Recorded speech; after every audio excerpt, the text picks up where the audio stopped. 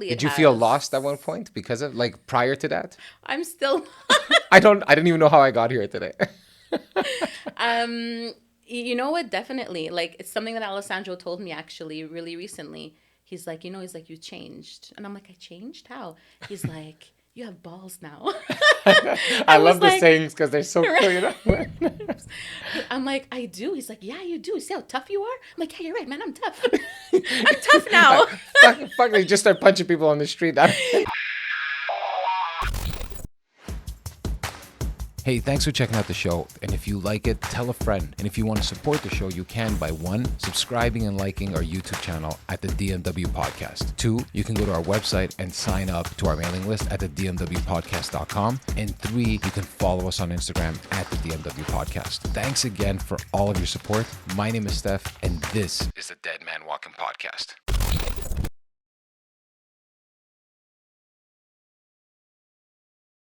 Hey, Liz. How are you? I'm good. You? I'm good. I'm so happy you're here. I'm so happy. Honestly, it really humbles me like that you asked me to come on and speak. It's very, very cool of you. Thank you. No, it was something that to me seemed like it would be a great story to share to people. I think there's so much fun in this story. I'm sure there's a lot of challenges too of how this story started. So I think that's what makes this special, you know? Yes. And I think one thing that I like about the concept as the show keeps outgrowing is that it's not really the industry that drives the show. What drives the show is the story behind the person or the people that are involved in it, because there's always something happening behind the scenes that we don't see. You know, social media will show a certain side of it for sure, but there's a lot of stuff behind the scenes, the blood, the sweat, the tears that go behind it. And that to me is always the part that I love out of every movie. It's like the part that like drives me to want to watch that movie again, maybe, or read that book or whatever it is. And so I know that there's some challenges that you guys faced along the way. And then seeing the business now grow into something that is like, when you mention the name, people know exactly who you're talking about now. And it's becoming more and more popular. It's something fun to see from where it started to where it is now, and then also where it's going to be going. So to me, that's the fun part of this. So it wasn't, you know, oh, I want Liz on the show because I'm friends with Liz. I want Liz on the show because there's a great story, I think, here. So thank you for being here. Thank you. And I'm so happy you're here. And I'm happy that Alessandro is in another room trying to figure out a tow truck situation. You know, when it's just like everything that can possibly go wrong in the morning goes wrong. Like you lose a sushi. Yeah, that's major shit, by the way. I don't know. Like I think somebody needs to check like the aerodynamics of the sushi, because it drops on the floor and suddenly it ends up at the neighbor's house. Like I don't understand how these things bounce. Like it's crazy. I'm not joking. When we were in Spain, Zayana dropped the sus on the floor in this restaurant.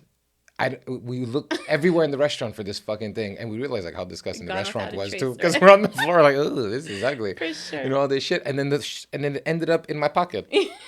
I don't know how the fuck it ended up in my pocket. It's crazy. We looked for 20 minutes. I had wine on me because she spilled wine on me. I was a mess. I looked like an idiot, and then all of a sudden, like after 20 minutes, it was like in my pocket. And Sonia was telling me the whole time, she's like, check your pockets. I'm sure. I'm like, it's fucking impossible. But like, did it bounce in there? Like, I don't know. We don't know. It's a mystery. I was convinced it fell on the floor. So how the fuck it ended up in my pocket? We'll never know. We'll never know. We'll never know. So yeah, you know, there was a lot of like drama going on this morning. So I'm happy you're here. You look relaxed. You look comfortable. Thank you so you know, I wanted to kind of start things off with something that made me laugh a lot. And that was one of your recent posts. I said, I know I'm smoking. Like, I know when I saw it, I laughed so much. Just saw these two ghosts lining up on the swing. Oh my But that's what makes it so gosh. fun. So one is, how did this idea start? So in all transparency, it's a TikTok trend. Okay, so it's I'm a TikTok clearly trend. not on okay. TikTok. That's okay. I had to jump on the TikTok bandwagon, you know, because it's important to like reach out on other platforms to increase your visibility, right, as a small business. So I try to like follow some of the TikTok trends, and this was one of them. It's you know, hilarious. so I'm like, you know, I have like, you know, when you're, it's funny because all you need is like a simple white bed sheet, and suddenly you're like, my bed sheets are like yellow with flowers, some are blue, some are orange. Like, what, can I get a white bed sheet?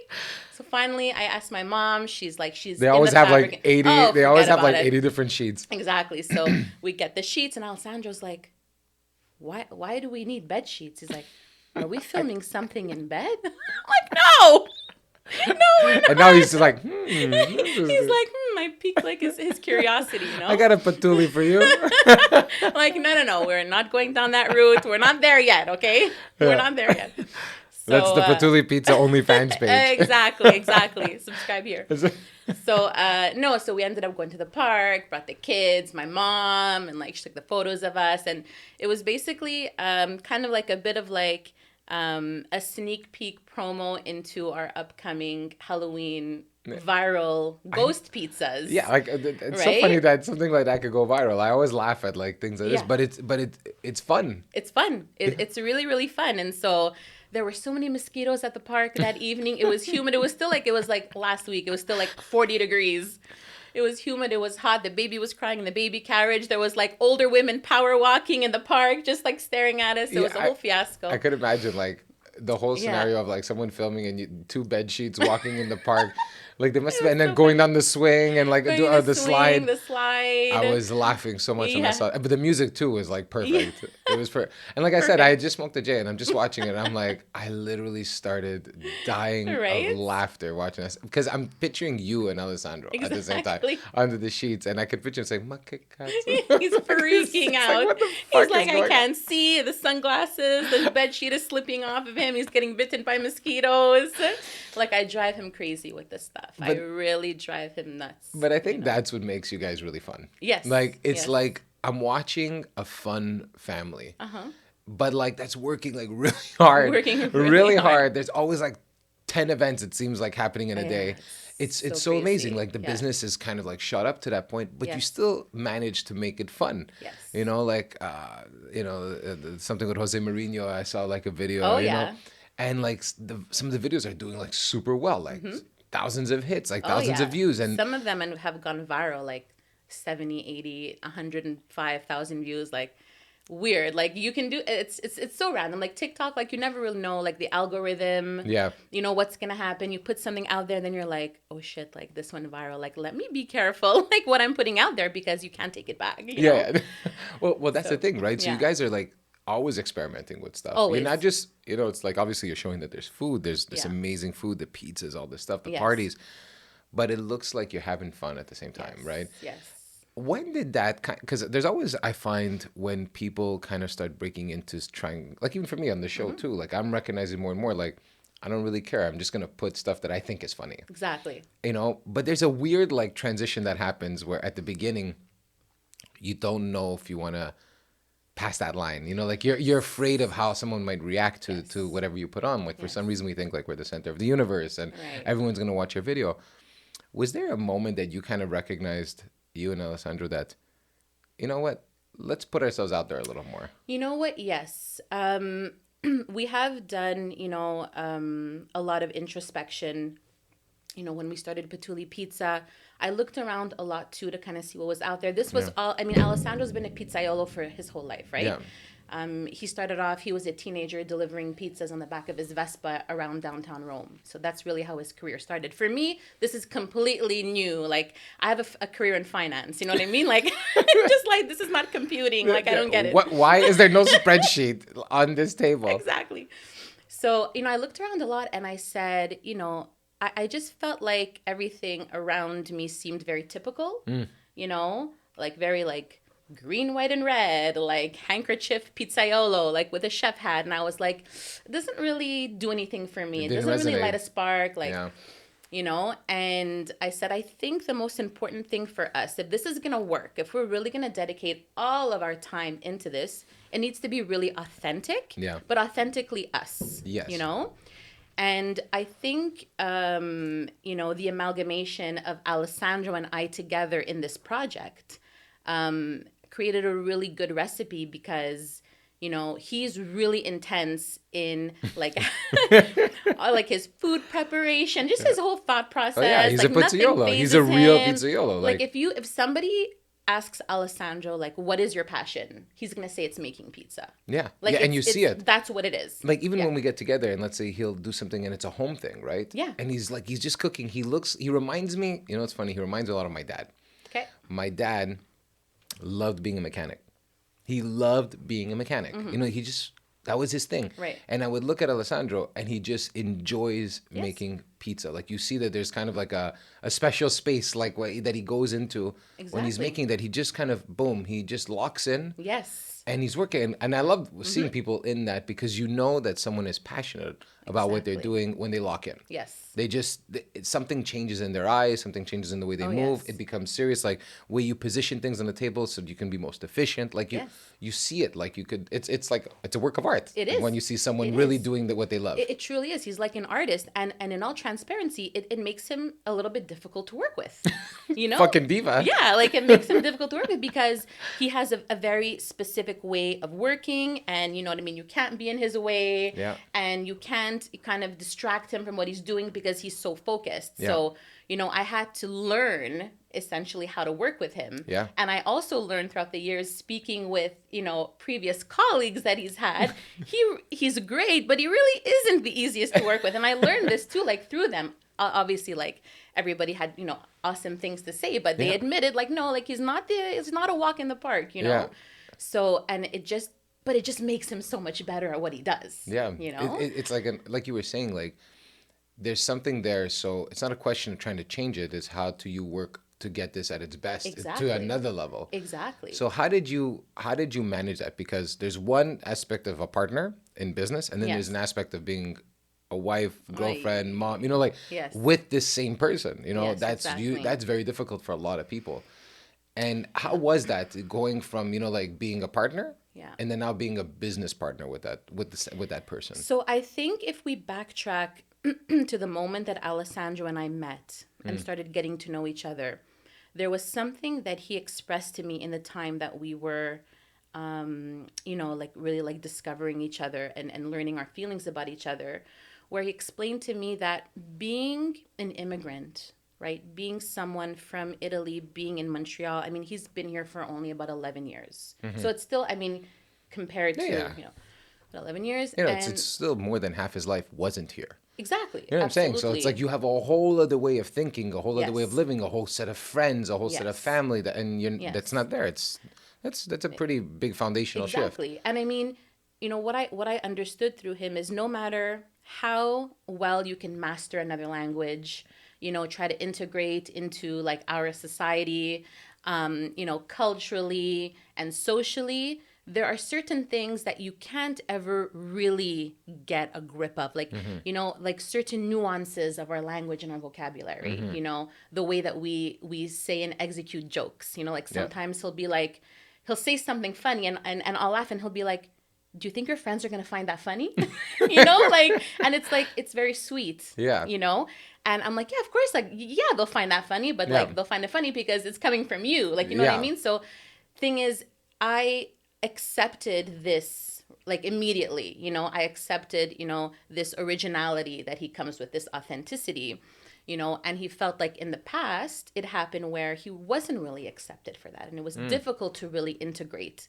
So I said, you know what, like in terms of our relationship, in terms of Patuli Pizza, like I need to bring this. It's almost like, I don't want to call it a weakness, but it's a vulnerability. So I need to take this vulnerability and turn it into a strength. Yeah. Because ultimately it is his strength. Yeah, You it is, know? and you could see it in the videos. Like Yes. that element that he's not from here Yes. is what makes it really fun. Exactly. You know, and you feel like, you know, the jokes of like people will ask, you know, oh, you live in Rome, you know, it's like people get so like, it's so funny that It's crazy, It's like when yeah. someone's from New York or whatever it is, like they're always like, oh, you live in New York. It's like, it's just a city, guys. It's like, I know. For It's like- that person, It's that's like where they such grew a up. novelty, yes.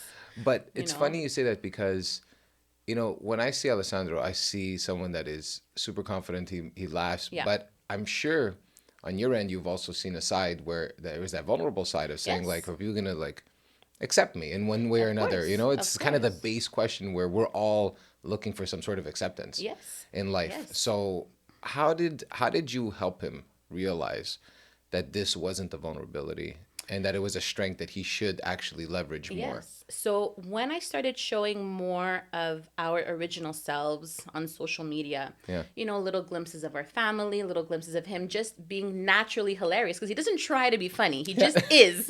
I love his dance. Yeah. The dance is my favorite. I love it. He's so full of life, Yeah. and, he's so easygoing. And that was also very refreshing when we met, because especially like we're both like, I mean, it's been a while now, but like being in the dating scene in Montreal, oh man, like it is a shit show out there. Okay. Like the gaslighting, like you're left on red, you're sent a smiley face, you're like deciphering it with your friends. What does this mean? Are we going to see each other? It's like hieroglyphics. Oh my God. And then meeting him, it was just like super refreshing. Like no guessing games, very straightforward, very easy. Like get a FaceTime call at 2 p.m. Like, how are you? Just thinking about you. How's it going? Want to go for a gelato? Yeah. I was like, whoa. Whoa, hold back, okay? You didn't gaslight. You didn't. Right? You're not ghosting me. I'm not interested in you, right? Exactly. Like you're not used to it unless it's like a negative experience, So it was very refreshing. And, it resonated a lot with me when he explained to me that he felt kind of previously always kind of misunderstood, but especially he always made to feel like he was never enough, in terms of, being in a relationship, or in terms of even in the workforce. Like no matter how hard he worked, he always kind of felt like it was just never enough. It was never, good enough. Yeah. So I said, that's hitting home for me right here, because, I'm sure a lot of women in relationships also sometimes are made to feel like we're just never enough. Like women, like we feel like we're just never enough, no matter what we do, And so I was like, okay, you know what? We kind of have this common ground where we're each coming from different worlds, but we have this common emotion here, There's something that is connecting us at a level that is not on a physical, it's like an emotional level that it's deep.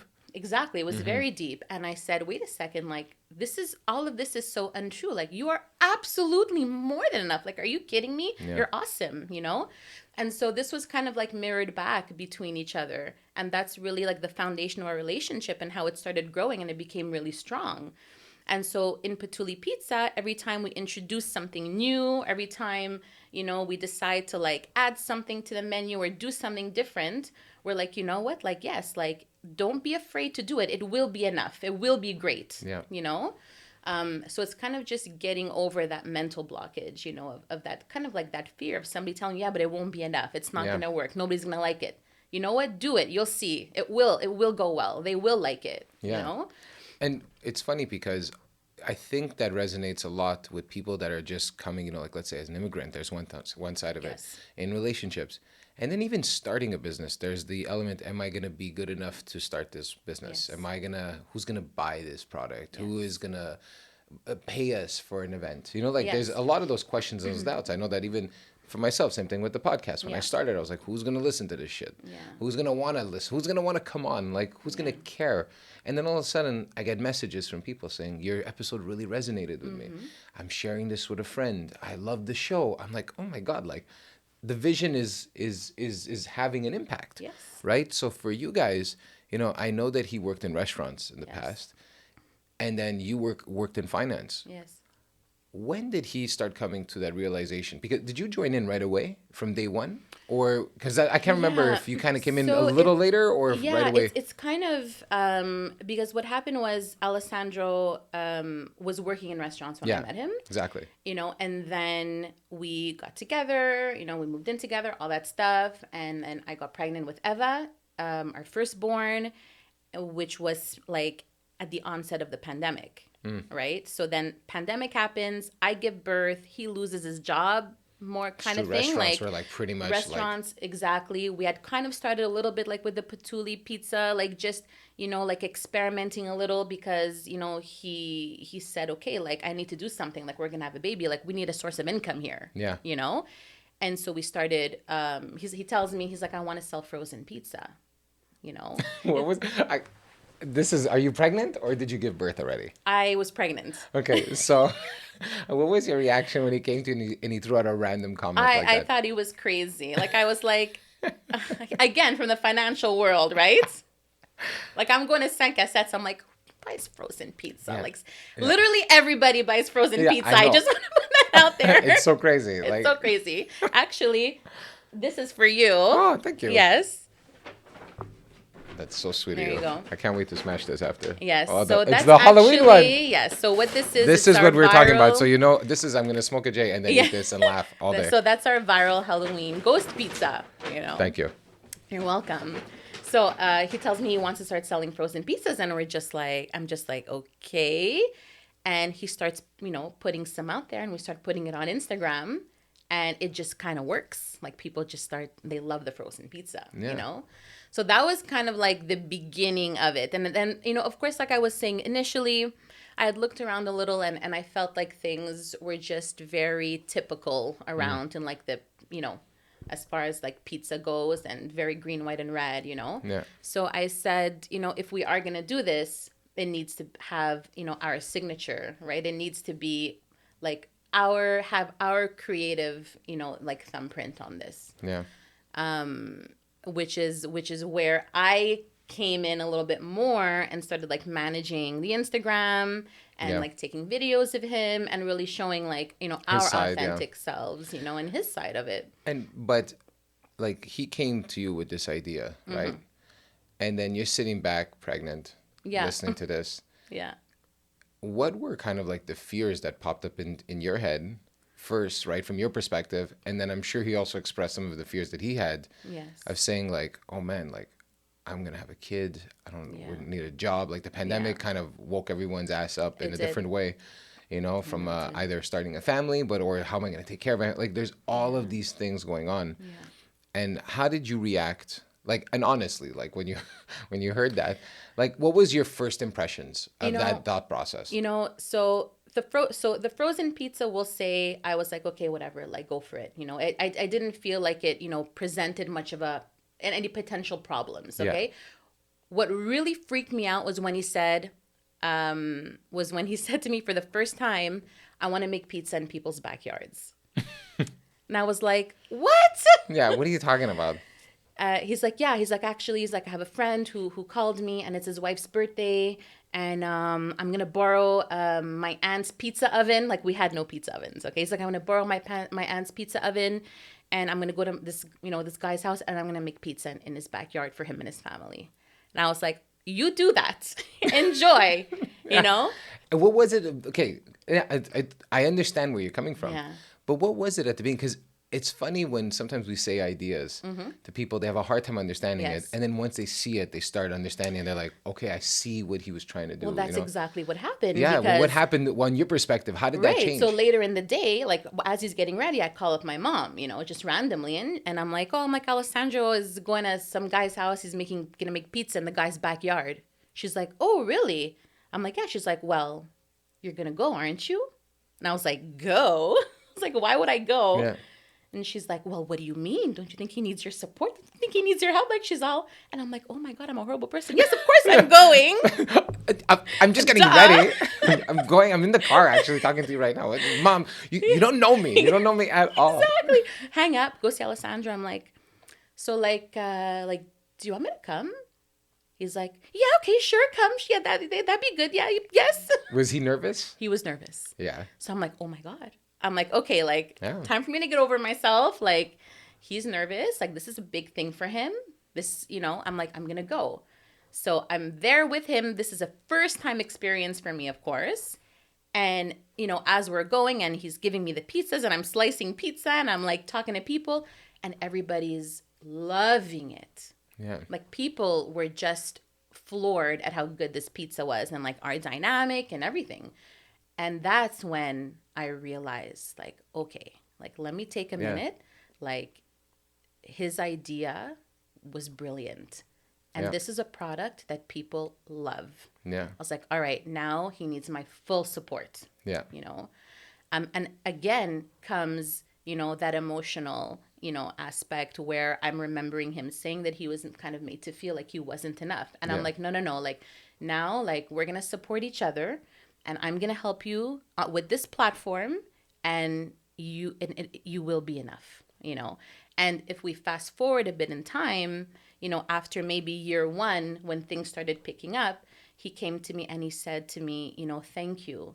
He said, because I finally feel now like people see me, Yeah. You It's know, crazy. It's like, it's crazy. because It's crazy. like when you think about it, we don't assume these things that are going on in these conversations that are happening in people's minds. Right.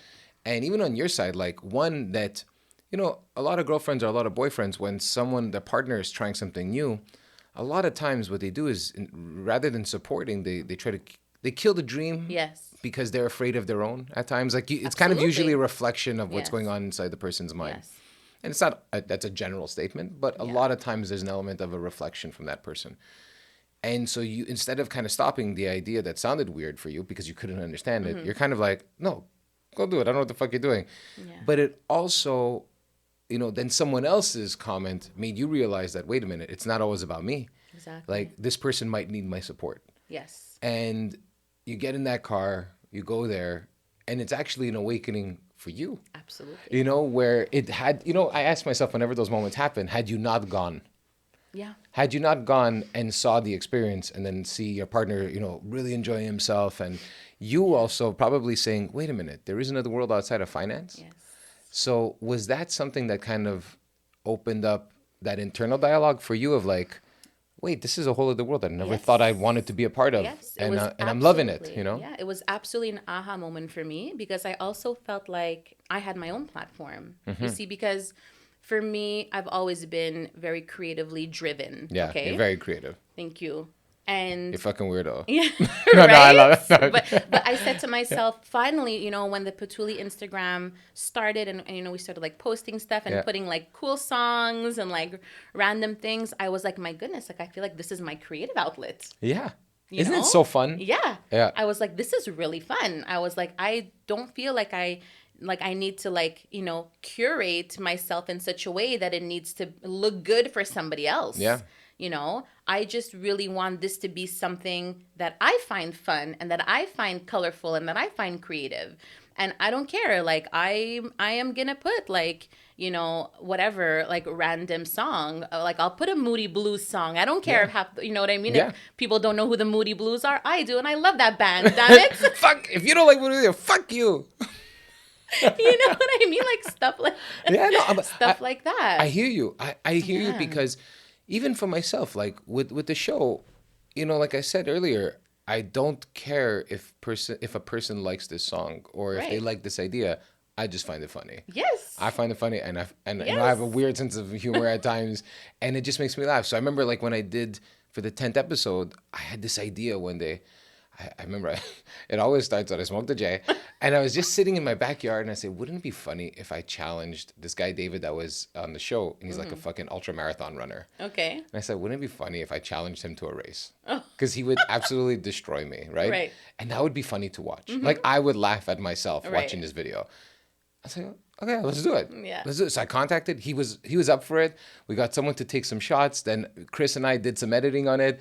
We did all the editing on it. We put it together, and we made this video that was, to me, hilarious. I still laugh at it Right. sometimes. I'll put it on and I'll just believe laugh. And I'm like, wait a minute. This show allowed me to tap into a space of creativity that Yes. I used to have with music. And I didn't have that anymore because it was just work, right? And I would just try to find ways and tap into it. And it's like that creative element, when you have it in you, it's really tough to silence it. Oh, absolutely. And then when you find that outlet to actually start expressing it and using it and leveraging it, you're kind of like, oh my God, this is really fun. Yes. And I could just be me. Yes. There's no edits. There's no, there's no like, oh my God, what am I saying? It's like, no, it's just like, whatever. Just say it, do it, and then move on. We'll do another piece after, Exactly. So when you started releasing the posts and you were kind of like getting into it, was there one that really kind of like, I don't remember if you had mentioned one in specific earlier, but was there one that you did and you were like, oh my God, this is like, I can't believe this hit like this many people, like you kind of watched and people liked it and people commented and it gave you the confidence to keep on going? I think this would be in like later, our later posts, like more recently. Yeah. I mean, what happened with Patuli is like we're always experimenting, right? And I really do my best to read the room. So I mean, I speak to customers so often. I speak to them night and day, you know, because essentially somebody's planning a party and it's very important to them, you know, so it's an event for them. Exactly. You know, it's very important to them, you know, like they're spending money on this, you know, and I'm a perfectionist. Alessandro's a perfectionist. So we really want it to be as perfect as possible for you while, you know, maintaining creative liberty. It's very important. I always say that. Like, give Alessandro creative liberty to do what he does because he does that best. And, you know, very slowly we started getting requests like, oh, like, you know, do you make a salad or do you make like meatballs or do you make, and I kept going to Alessandro and saying like, look, you know, like the client like wants like meatballs. He's like, meatballs, I make pizza. I'm like, yeah, but you know, like just like just think it's so personal. It. Like, you know what I mean? It's sleep on it. We'll talk about it next week. Just think about it. Also, he's dreaming about meatballs. You know, so like all of a sudden he's making like 400 meatballs. You know what I mean? Like, so like little things like that started happening and the menu started growing, you know? And as I said, you know, it's very important to us that, well, for me anyway, that everything is like really aesthetic. I love it when things like are just like aesthetically beautiful when it comes to our food presentation. Well, it's like a work of art every time you do it. It absolutely is. If you can take the same dish and put it in some shit ass way, it could taste the same, but it just doesn't taste the same. Exactly. Like it does make a whole like difference when you see some sort of presentation to a plate, and that's why it's like photography for food. It's huge. You know, it's the presentation of it is what you go to a restaurant for half the time. So it's like. Yeah, it's clear when it shows up in your quality. It's like it shows up, like you see it and you taste it. It tastes better. It's like it's just weird. It just tastes better. So basically, you know, once we started adding all of these little elements to the menu to the pizza parties, we were like, okay, like we need to present this a certain way. So Alessandro comes home one day with like this big plant. He's like, we're gonna put this plant on the table and we're gonna put the food around it and it's gonna be nice, you know. I was like, all right, we have a plant. And then we started building to that. Like we were getting like, picking up like these like wooden spice racks and using these wooden spice racks to like line up the arancini. Yeah. You know, like, and suddenly we started building like these tables just item by item. Yeah. And I think it's the first time that one of these tables came to life that people just went bananas. Okay. You know? And I was like, oh my gosh. Like people really, really love this, you know? And so it's so much more work for us. It really, really is. But the result is just always so beautiful, you know? And it's funny. What I like about that story is not that the end result is a table, right, that you create, but it starts with a plant. Yeah. The plant makes you realize maybe we should try this. Yes. And then we should try that. And I find it's like such a great way of looking at growth. Yes. Like growth never happens in one huge step. It usually takes these like baby steps, and they're all, I find, like little steps of confidence that come in. Like, you know what? Okay, let's try this plant, and then it wasn't so bad. Okay, so maybe this idea is not okay. Let me add this little spice rack, and oh my God, it's good. And you know, it doesn't matter the industry you're in. It's like it's hard to make these big leaps. Of like, okay, let's do this and let's jump there, and it's so hard for someone to visualize it because where they are now is filled with like doubts. It's filled with lack of confidence. It's filled with uncertainty. It's filled with financial crunches. You know, should we buy this? Should we invest in that? Should we do these things? So how are you building that confidence? Like at the time, like when you look back now, what were those, are there any other moments like that plant, right? It kind of created some confidence when you said, okay, you know, the car, let's say you guys got that car as an example. Like I saw that video of like when it came out, like, of course, okay, this is like, we're in this world now of like this mobile pizza place, you know? So like when you guys invested in that car, was that kind of like one of that first, like, okay, we're in this now? So the funny thing about the car, it's the Ape Piaggio, 1982. Yeah, it's like a mental little vehicle. It's hilarious. It's so amazing. A little, I call it the Mr. Bean car. Honestly, it's like a 3-wheel. It's amazing. You just hit it. It's hilarious. It's hilarious. That car actually was a project that Alessandro had when he had first come to Montreal. His father found this car in a junkyard. Okay. In a Roman suburb. Okay, so this is, wait, so he had this car before Patuli Pizza even came to life. Oh, yeah? Yes. I thought he got this car because of Patuli Pizza. No, actually, this car, I could say, is the origination, probably, of the Patuli Pizza original idea. Oh yeah. So what? Okay. So So what was the original idea So the then? original idea was to get this car. So Alessandro's father finds it in a junkyard. Yeah. It's a destroyed, like has no motor, or no, it does have a motor, but they had to like rebuild everything. Okay. So he rebuilds this whole thing. It takes him like a year. Okay, paints it like the His azzurri dad or blue. Alessandro? His dad. Wow. Okay. His dad. And ships it to Montreal in a container, like it came on a boat, like Get literally. out of here. Okay. The car's an immigrant too. It is, you know. And the idea behind this is that, and this is actually, it's funny because it's the how Patuli Pizza started, but it's also where we're going. Okay, so it's kind of like Yeah. coming full circle now. It is coming full circle because the idea is that we're going to be putting a pizza oven on the back of this thing. Oh, that's cool. You know, and he's going to be making pizza, you know, from this car, you know. The problem though is that it's, while it is a car, it is mobile, it only goes like 60 kilometers an hour. So we forget can't really long go distances. No. If it's out of Laval, you're not doing No, this like part. it's like that's it. Like it's only Laval. Like it's in Fremont even. Like it's you're in Valley Breeze and that's it. You're not going anywhere else. You know. So this is actually the idea of what we will eventually be doing. You know, we just haven't. We kind of put the project aside a little bit because. Yeah. We can't really bring this thing anywhere right now. You know, it goes very slow, and it's quite. I mean, it's small, but it's large, so it doesn't fit in somebody's backyard. Yeah. You know, and we're not really keen on the idea of like us servicing people like in a driveway. We really like the idea of being like in the backyard. house, yeah, it's more like- intimate. yeah. You know. But the car, though, if we Yeah. can go back to the car, Yeah. his dad found this in a junkyard. In a junkyard. Yes. Like, it's a shit show, this car, putting Yes. it back together. Yeah. His dad, like, what was it about the car that his dad, do you know the story of why his dad picked up this car? Or was it His like him and dad- Alessandro, like, Yes. Alessandro and his dad, like, Be- saw this and said, let's keep this and let's make this a project Let's together? make this a project because Alessandro's goal at the time before I met him was that he was going to be a mobile pizzaiolo in Montreal making pizza off the back of this thing.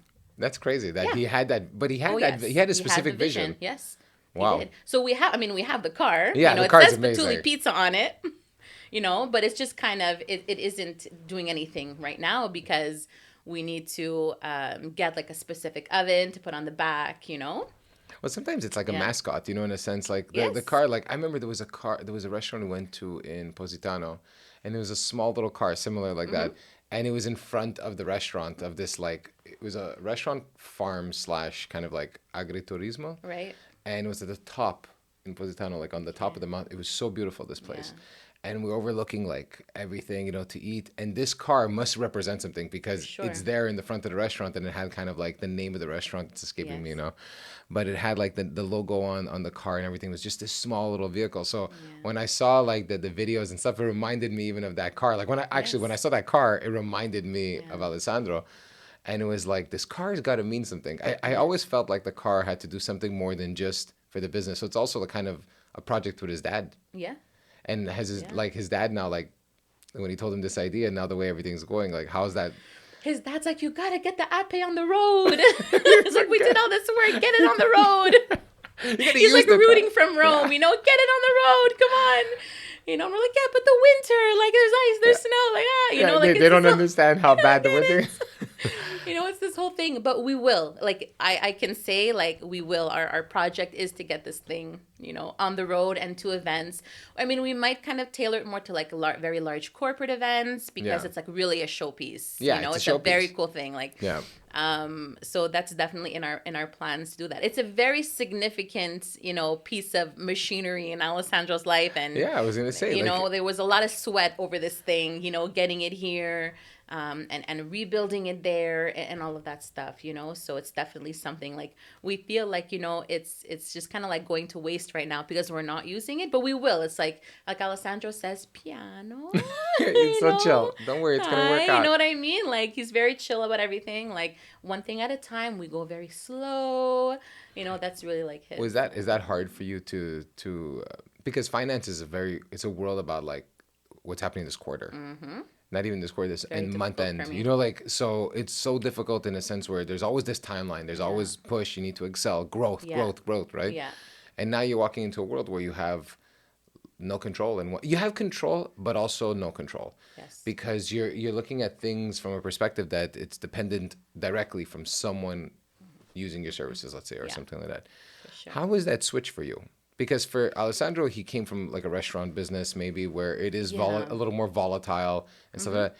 And for you personally, you're coming from that world, which is not as it's volatile in one way, but not like the so markets. volatile. The market, markets but that fucks everybody, anyways. volatile. You know, so It's funny you say that because I actually eased into it like so well. Reason because I was in sales. I mean, I'm in sales. Yeah.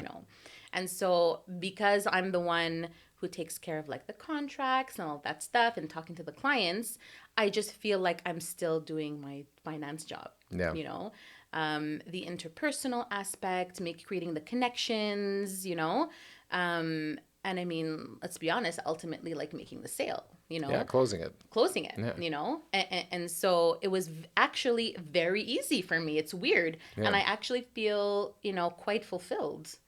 That's what I was gonna say. It's a lot of times. I remember when I was in music and I met somebody and he asked me to be in marketing and in sales at the time. I remember I didn't have any more job. The band broke up. Right. I was lost, no money. And I was like, okay, what am I going to do? You know what I'm saying? And then he offered, he's like, you should come and work in marketing and in sales. And I'm like, get the fuck out of here. It was the complete opposite. Like, Right. I cannot do this. Yeah. And then he brought up so many really good points. So he looked at me, he's like, well, when you do, when you prep for a show or anything like that, when you're trying to sell tickets, what do you do? I get people to come to the show. I got to get them to come to the show. He's like, oh, do you put posters? I'm like, yeah. Do you sell CDs at the time? I was like, yeah. Do you try to get people to come? And I'm like, yeah. He's like, well, you're just basically doing sales and marketing, but you're the product in your case. Yeah. He's like, the band is the product. Yes. He goes, so I'm asking you to come, and it's a fun job. We're working with the entertainment industry and all this stuff, and we're doing all these events and all these shows. You should really come and test it out. And my first reaction was like, no. I'm still even after everything he said, it was no. But then it was like, okay, I need some money. So maybe let me try this. Yeah. Let me open my mind towards something different. And then it was like, oh my God, this is really fun. Yeah. This is I kind of get to be a rock star still, but on these events and working with customers and all this stuff. So I always thought those skills were in one bucket. Right. And okay, because I play music, that's just music. I can only do music. But then I realized all those skills were very transferable to the other world. So then it made me kind of say, well, if I thought this was the most I could do, is there something else that maybe I thought I couldn't do? So has this experience of you kind of easing into this entrepreneur lifestyle versus an employee lifestyle, has it opened your whole horizon and kind of make you say that getting uncomfortable is where I need to start? Absolutely. We need to be so careful because if we don't step out of our comfort zone, we're slowly killing ourselves. And to whoever is listening to this or watching this, I hope maybe it's a bit of a wake up call, get out there, challenge yourself. Because if you don't, I mean, it's okay if you just want to do the same thing all. You know what I mean? Yeah. It's fine if you feel what you want. Fulfilled. If that's what great. fulfills you, that's great. But if you have just the littlest inkling of something that's telling you, to do more or to discover more, then please explore that. It is so important. What has that exploration done for you, in a sense? It's definitely given me a lot more confidence in myself. I always kind of felt like I was a bit of the oddball. No. And I mean, I was always the kid wearing Beatles t-shirts and stuff when it wasn't cool to do that, And so I always kind of felt a bit odd. And I feel like now we're kind of, at a time where, you can absolutely be, you're accepted for what it is that makes you unique, And I think that people should embrace that more, and not be afraid to really authentically be themselves. It's funny because we have these tools in a sense that allow us to be ourselves. But for a lot of people, it's almost done the opposite, where it's they have to fall within that category of the way an influencer should look or the way a business needs to look. And, and in one sense, when we're doing website designs or anything, people are okay, let me just go get the same website that everybody else has. Yes. And because I just want to make sure that it's done and it's proper and like I get it, you know. But then at a certain point, if you don't break into that confidence level where you find how this now style, like you're making pizzas ultimately, Yes. and you're doing parties, but it's not the food is a part of it, but it's they're kind of like calling you guys now. Of course. Because you guys have a certain flavor that now brings in something funny, brings in you something unique. How do you kind of control that a bit too? Like, because it's still a business, right? It I find that's the is. tough part. Is like sometimes you just want to be Yes. so creative. Like even for myself, I Yes. just want to make videos. Sometimes, I you know, I know. just want to do this all day. I know. How do you find a balance? Because it could also consume you after. Yes, it can. So I mean, for sure, like my lawyer says, you know, text, email, and post as if it's going to be read in court one day. Okay, Okay, that's such a lawyer. right? That's such a He's lawyer. such a lawyer. He's such a lawyer. He's always thinking that someone's gonna come fuck you after. He's gonna watch this now. Like, Yeah, he's okay? gonna say edit 82 minutes out of the 82% of this. You know, and so that rule kind of keeps me a little bit, under control, because also I feel like when we have too much creative liberty, sometimes we might not think, and it's very important when you realize that you're on a platform where, I mean, it's not just example the people who are following you that are watching, but literally everybody else on the internet, can see this too. So you really, really need to think big in that perspective. I think just to touch on the point of, things that kind of like drive us and things that have elements that maybe have held us back or have, pushed us forward. We have faced, a little bit of adversity too, right, in this process. And especially, a new pizza company emerging in a context where there are a few others who have kind of dominated the market for a long time. Yeah. How is that? How was that kind of? Hard in the sense where, I think it was the moment, a real wake-up call for Alessandro and I when we realized that we were doing something good is when we started ruffling feathers. When we started getting feedback, from some of the other guys, like at one point we had heard like, oh, like, the guy comes from Rome and he thinks he can do whatever he wants. So some of the haters in a sense, like a little, I don't know haters, but at least the comments are coming in now. The comments are coming in. It's noticeable now. It's noticeable. And, when I took a moment, like if you hear, a statement like that, like, okay, somebody is upset. Somebody doesn't really like, what's happening. Yeah. But then I took a second to kind of unpack that statement, and I said, okay, he comes from Rome and he can do whatever he wants. I'm just like repeating it. And I'm saying, wow,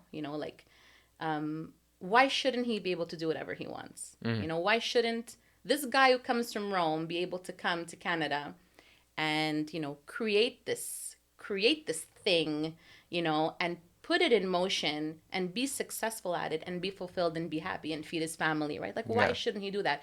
And it reminded me a lot, Alessandro, like we said, it's 11 years he's in Montreal.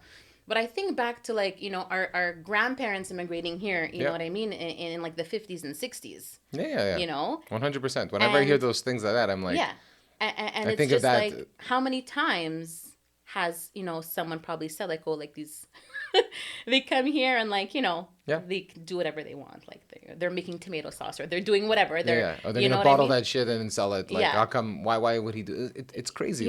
It's crazy. It really like, it bothered me, it hit home. It really hit home because, yes, we're entering into, a competitive field. I get it. But you know what? Like, if that is so threatening, then, focus, like roll your sleeves up and go. Did that drive you, if anything? Oh, the comment. absolutely. Me too. When someone gives me I'm shit, bad. yeah, me too.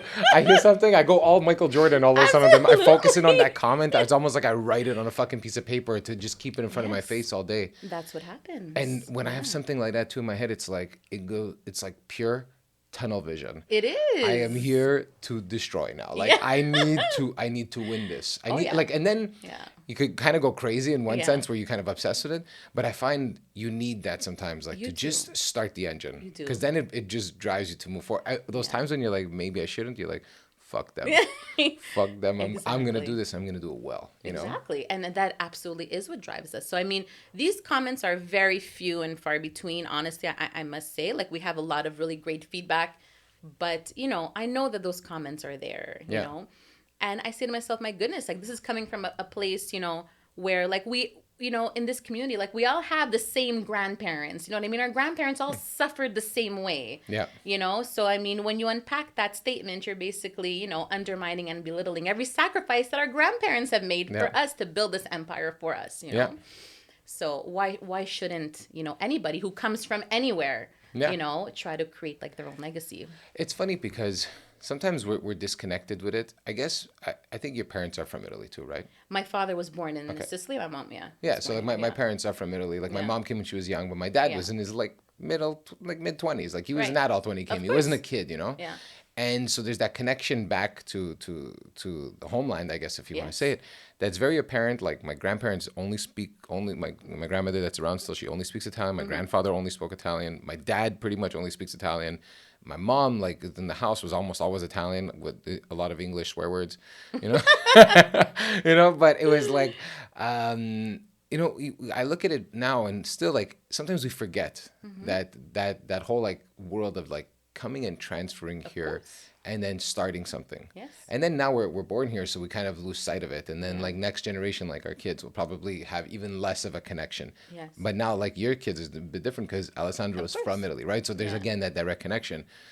And you know, sometimes that when people lose sight of where kind of like how hard it was for those people, and I kind of remember that too. Like when I see nowadays, like someone like Alessandro that came over, he left everything. I had Martha, one you know that was on the show recently, and you know she left Poland, and she was in her 20s or something, and she came here and like just her and her boyfriend, and well, her boyfriend was from here, and she kind of like built a whole new world. Like Of course. how difficult that is to be isolated alone, Yes. do it with no family around you. You kind of lose sight of how big of a deal this is. Like sometimes we change job and we make it seem like, oh my God, it's the end of the world.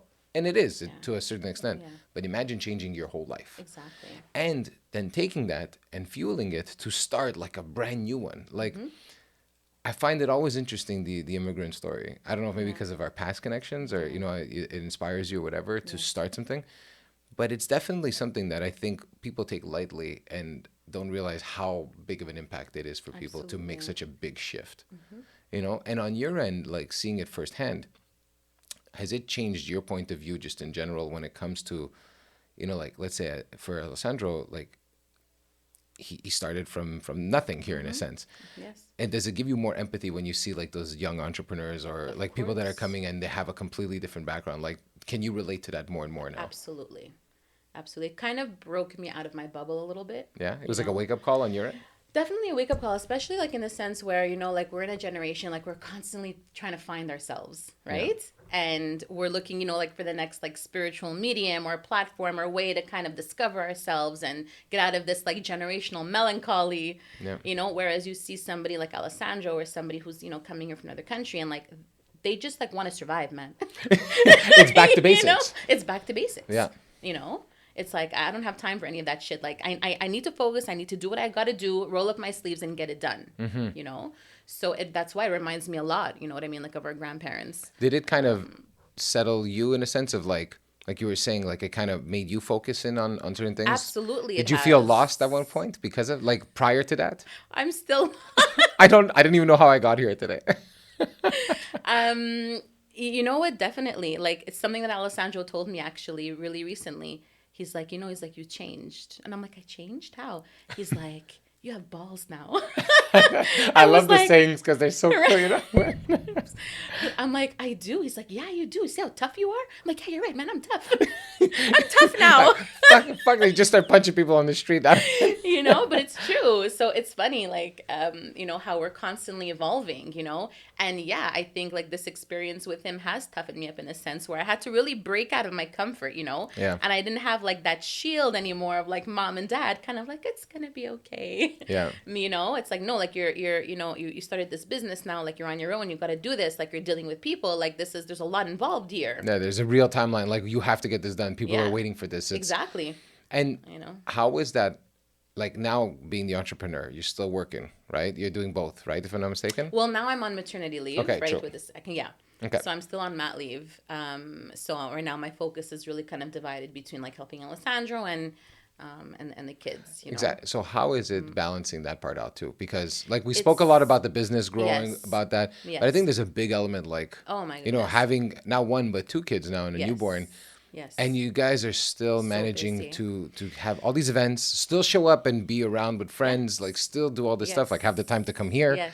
It's How are you finding the time to manage all this? But then also, how you find the time to find time for yourselves? right. So I mean, right now, our time is really divided between work and the kids. We miss our friends. We really like Steph, I miss you. I really miss you.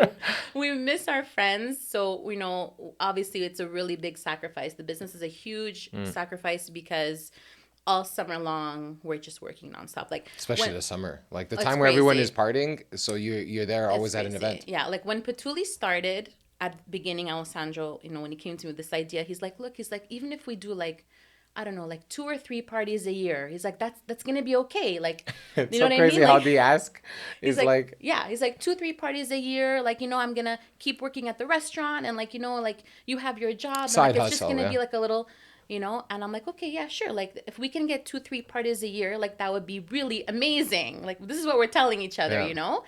And then fast forward, like if we look at this past summer, like June, July, and August, we did 30 parties a month. That's insane. You know, that's like one a day Yeah, yeah, essentially. you guys, 30 yeah, yeah. parties a You guys month. are like doubling because you guys are doing twofers. We do Like, two a day. yeah, it's like We do lunch and two a day, suppers. lunch and supper. We're very strict with the timeline when it Yeah, comes to like the summer events, you know, because we need to maximize because it's just him, right? Like we don't yeah, have any employees, like it's Alessandro, you yeah. know. So I'm not gonna lie, like I have a lot of support at home. You Yeah. know, I have my mom and dad who live just across the street from us. Wow, that's huge, especially with It's all huge. this like, It's huge. yeah, It's huge. You know, we have babysitters as well because my mom obviously can't, you know, yeah, she needs a babysitter to assist her essentially yeah, because we have a 5 month old and a soon to be 3 year old, you yeah, know? So it's a lot. I mean, I do as much as I can to support and to be there with Alessandro to a certain extent. yeah. You know what I mean? Because also, like, you know, it's very important that I spend as much time as possible, obviously, and that I'm there with the kids, you I was gonna know? say, has it made you feel like, and I've heard this a lot of times with women that are in careers or Mm-hmm. you know opening up their own businesses, they feel a bit of like shame Oh, guilt, mom or guilt, guilt, mom mom guilt. guilt. Like you know, I don't know if it's shame or The guilt. mom guilt is real. Yeah, I was gonna say It like is I real because and I've it's heard it, tough. and I know Sonia Yeah. experiences that at time too. You know, like, Of and course. so it seems like a common thread It for a lot of is. women. Whereas, you know, funny enough, like as a dad, you feel the guilt in one way, but it's kind of like I don't know if it's the right word is expected of you, like to not be as present. But yet, for some reason, when Right. it's on the mom The side, mom they filters feel it out. more. They feel it Exactly. more. Because you know that example, like if you need to do something, like you have Sonia there who's just kind of like, Well, she like you we know? try to balance it as much as Yeah. possible, right? But it's Yeah. like this weird thing, like she feels the guilt that I don't feel if I have to work Yes, harder. And I'm absolutely. wondering, you know, like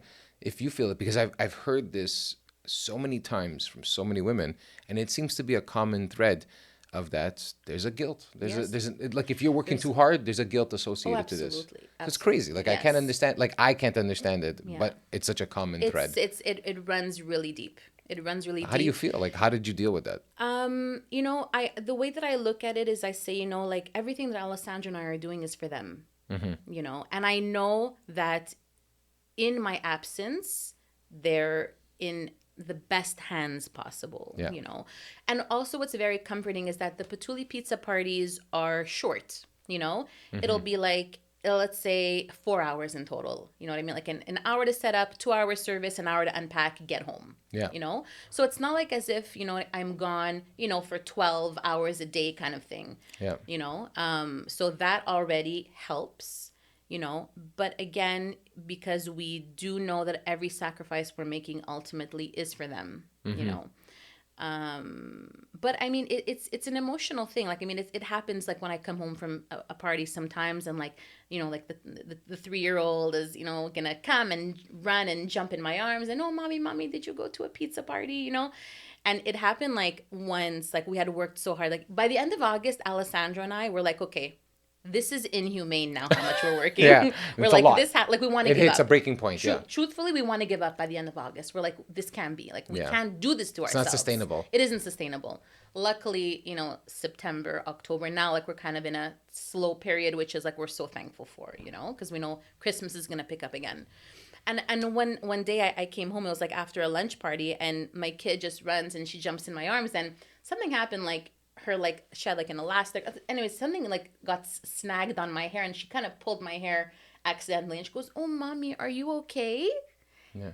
And I just broke down crying. Oh yeah. Because I was so emotional over her asking me if I was okay. Yeah. Her It hit. obviously meaning Yeah. if she pulled my hair, and I'm like, yeah, I'm okay. You know? Yeah. Like hugging her, and my mom was just like, watch. Like my mom turns around and walks away. I love that. Like, okay, something's wrong here. I gotta go get a coffee or something. I gotta leave some Like time. I have enough to deal with here. Yeah, yeah. You know? So, but that's mom guilt. Yeah, You know, but that's mom guilt. but that's what I find. It's so crazy. Like, you know, that feeling it's something that's a common theme. It is. And, you know, how do you balance that up now? Because you have this thing. Like, how did you take that and say, you know, because we can always say, oh, we're doing it for the kids, right? Or we're Yeah. doing this. But it's one thing to say it, and then it's one thing to have to deal with it, and then like Yes. maybe little comments from the kids too now, like that Of just like maybe a little thing that it might stick to you a little more. They don't realize what they're saying or whatever it is. Exactly. Do you ever feel like at one point, I need to walk away from this. I need to spend more time here, or it actually drives you more to try to build something that is bigger, so that way you can spend more time in the future. Like how do you Yes, balance so that? I think that right now, the biggest lesson I need to learn is how to delegate. Because we're both extremely hands-on, and I find it extremely difficult to delegate. Yeah. You know? And so this is my biggest challenge, you know. Something else is, you know, as far as spending time with them, we try to compensate a lot by doing activities on like irregular days. Yeah. So it'll be like a Tuesday and we're going apple picking, Yeah. you know? And I see you guys also include them in a lot of the stuff too. Of So like that, it's course. fun. Like when you see Yes. Eva and Zoe in the videos and stuff like that. Yeah. So you see them and you're seeing like it's really like you're finding that space of even the creative side to Yes. have fun with the kids. Absolutely. It's nice. Like I see it because I like that because sometimes I'm a workaholic too. Yeah. And I don't want to be where oh dad's never around. Right. So I know for me now, I block times, like Yes. no matter what, like from when she comes home from daycare, from like 4:30, 5 o'clock till like, till she goes to sleep. Yeah. Like everything is off. Exactly. Everything is off. I don't want to go on my laptop, my phone, nothing, because I'm going to have that block before she goes to sleep. I don't want to fuck with that block. You know what I mean? Exactly. It And means so much more. It's like, it's just as important as one of the most important meetings of the day for me. Like to me, Absolutely. it's like, there's no difference between Yes. that. Yes. And so now that you're kind of dealing with that, you're working with it, you're integrating it in your life, Yes. and you're seeing the business grow. So you're recognizing it's going to start opening up some new like weaknesses and new strengths in one sense. So one of them is this delegating weakness that you're having a Yes. hard time with. How are you coping? Like, how are you finding a solution for that? Because I'm sure a lot of people that do have a business, For it's sure. a problem. You're so in it. Yes. How do you trust someone? How are you working on basically trust? It's very difficult. Yeah. It's very difficult, especially, you know, my tasks are so acute. You know what I mean? Like, you know, you got to be on the DMs all the time. You got to be sending quotes. You got to be answering emails. You got to be speaking to people on the phone. So it's a difficult task to delegate, you know. We do have, you know, one or two people in place that we trust so much who can take my place at pizza parties, Yeah. which often happens. So I can be home with the kids, which is great, you know. But I think we're very, very rapidly coming to a point where we need to expand. So right now, Alessandro and I are kind of like oscillating between the ideas of expanding, like going big, or staying as we are, which currently is very niche, you Yeah. know. I like the idea of being niche. I find that there's, you know, There's a special something touch to it. very special, very Yeah. fun. You know, it's very magical to be niche, you Yeah. know? So that's kind of what my biggest concern is of expansion, is losing that magic. Whereas Alessandro sees it very differently. He thinks that we can, you know, that magic can kind of like translate well. You can spread that magic to more people. Exactly. Yeah. So I think that once we kind of make that leap in whatever shape it takes, then the ability to delegate is going to be a lot easier, because then, I'm not going to have a choice to have somebody, physically be in that spot. Well, it's funny you say that. A lot of times when change has to happen, it's because you don't have a choice. Yes. And it's kind of like the pandemic when you're talking, like if I think back of our conversation today, it was like, I didn't know that it was during the pandemic where kind of things like really, woke Alessandro's ass up to say like, holy shit, the job at the resto is done, or it's like it's in question. I got to figure out something. My family, I'm gonna have a family. Like these things that kind of like propelled or excelled this decision making process on this idea. And sometimes we like it's weird, but you need that kind of that crunch to just make you focus. Okay, clarity. All the distractions are gone. Yes. I need to make a decision. So I'm hoping it doesn't get to a level of a pandemic again to make a decision. No. But I feel like what's cool about this is that the decisions are about growth now. Yes, they are. And that's such a different conversation versus survival. Exactly. And so I think, it's a great story. I think it has everything. Like I said, the immigrant story, the comeback stories, the family, even a relationship level that it goes to another level and it just expands it to something deeper. So it's such a great story. That's why I really wanted you on today. I thought it was fun to see you again also. For sure. I wanted some of that sorpresata again, but, glad you liked it. And I just want to say, before ending things off or closing things up, is there something prior, obviously, other than how people can contact you, but that you've really learned from this experience, either from your point of view or even as a relationship point of view or as a business point of view, that you think would be important for someone to hear? Yeah, I think it's really important to step out of your comfort zone.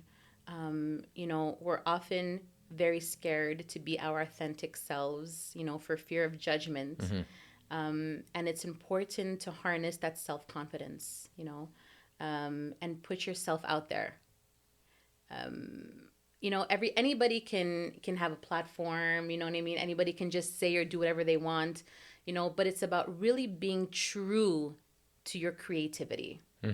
And, the amalgamation of him and I, you know what I mean? His craft and my creativity has really created something very cool. So don't be scared to try something different, and regardless of what the adversity is, you know what I mean? I think like you can relate, like let it fuel you, don't give up just because there are, like setbacks or somebody might try to intimidate you, move forward, let it drive you.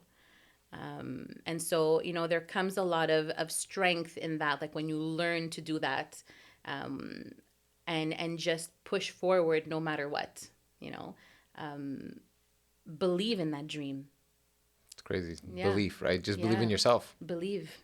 That's amazing. Yeah. Look, if people want to contact you, that's amazing, by the way, what you just said. I think a lot of people can relate to that and maybe learn from that too. So I'm really happy that you went in that direction. I was like, fuck, I hope she doesn't talk about something that makes no sense. Which could have been possible.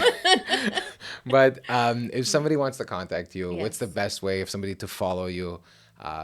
Specific pages or anything like that, I'll leave you some time to. Yeah, definitely. So we can be followed at Patuli Pizza Mobile on Instagram, Facebook, and TikTok. It's the same, Patuli Pizza Mobile, or by email, patulipizzamobile@gmail.com.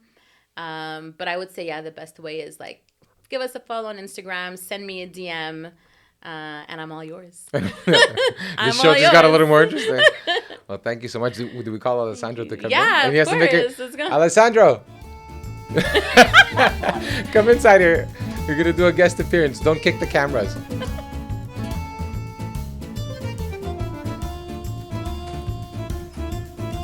Ciao. You're going to come here, sit right here, grab a seat, and say hi to everybody. And say hi to Chris, because he's going to find a way to edit all this. Oh, he is.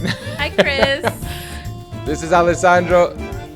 Thank you so much for coming by today. I know there was a big, like job with the kids and everything, and then with the car and a lot of stuff happening this morning. So much stuff this morning. I just want to say thank you for being here, Liz. Thank you, Alessandro. I feel bad you've been waiting over there. For once he can relax. Exactly. So guys, thank you for listening to the show. Liz, thank you for being here. Thank Alessandro you. for being here. And I really appreciate you guys. And I'm wishing you guys all the luck in the world and Thank you so much. only good things. You guys really deserve it. Thank you so much. Peace. That's it. Bye.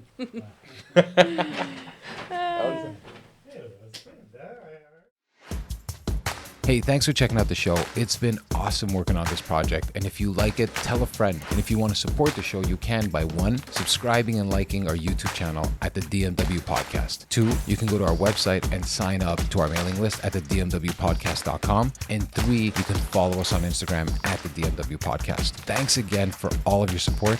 My name is Stef, and this is the Dead Man Walking Podcast.